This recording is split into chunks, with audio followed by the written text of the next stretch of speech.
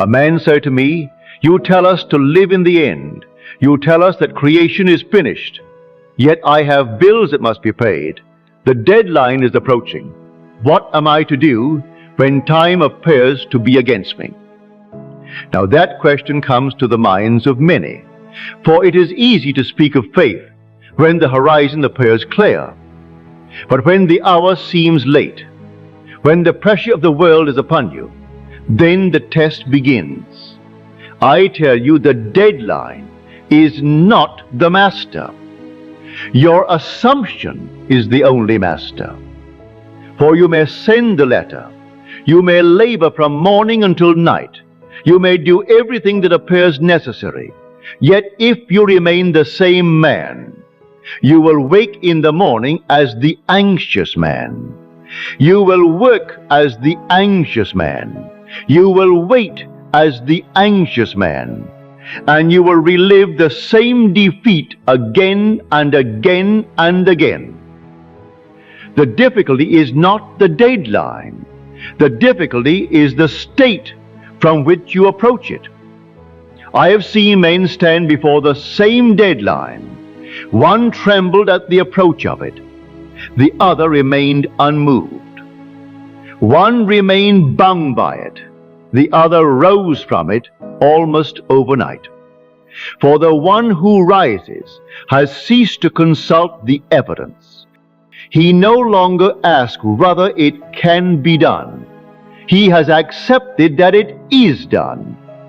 The difference was never the deadline, never the bill, never the interval. It was always the man they agreed to be before the hour arrived.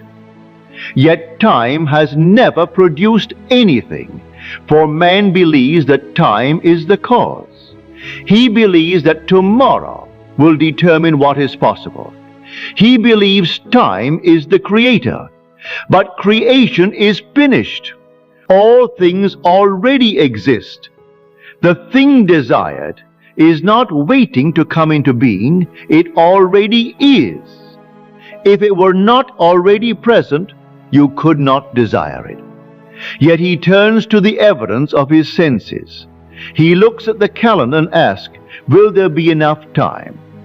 Can it happen before the deadline? Yet the thing desired is not brought forth by the days that remain. It is brought forth by the state that has accepted it as fact. I have seen things arrive in an hour that reason said would require years. And I have seen men wait for years because they accepted the delay before it appeared.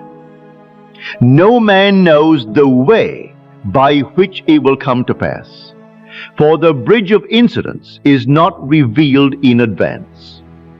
Never measure the possibility of a thing by the number of days remaining. Measure it by the man you have agreed to be. Now you may say, but what am I to do? Am I to ignore my responsibilities? Am I to neglect the bill? Certainly not. Attend to every duty before you. Make every call that presents itself. Write what must be written. Do what is natural. But let your inner conversation be that of the wish fulfilled. But do not do these things as one moving toward failure.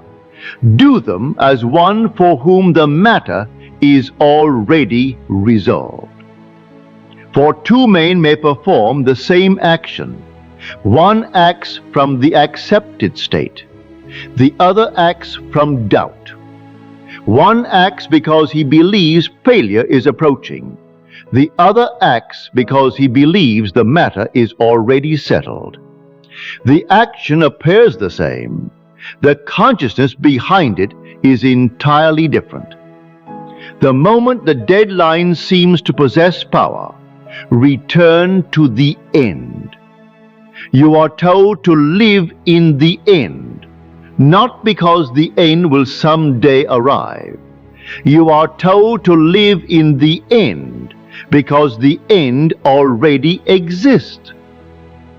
You do not create the fulfilled state. You appropriate it as your own. When the deadline appears before you, do not ask whether there is enough time. Ask yourself, have I accepted it as done?